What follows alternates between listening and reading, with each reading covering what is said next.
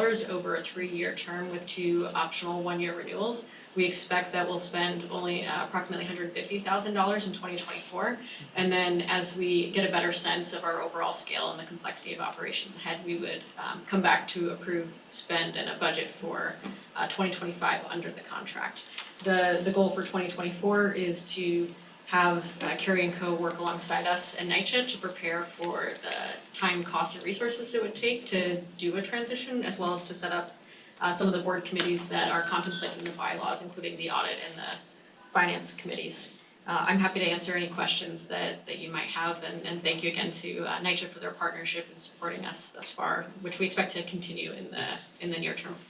Yes, thank you, Jenny. I have one question.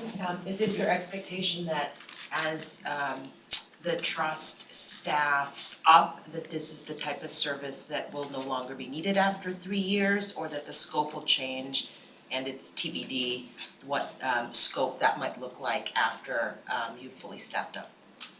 I think it's TBD. I think the scope would definitely be different. So I think it would probably look more supplemental than it would at the beginning, and then potentially not using at all as we transition to in-house resources. It's a little bit difficult to tell as we're scaling what minor support we might need, but the goal is to have as much in-house staff that are performing most of these functions once we do the really hard work of the initial setup.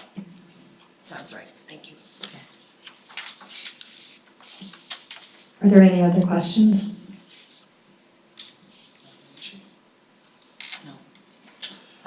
I move that the board adopt this resolution, adopting the contract with Carey & Co. for outsourced CFO services.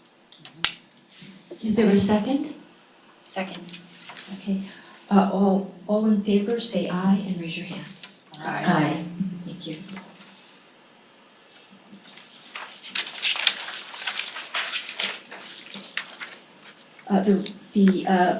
The contract with Carey & Co. is approved by the board. Thank you.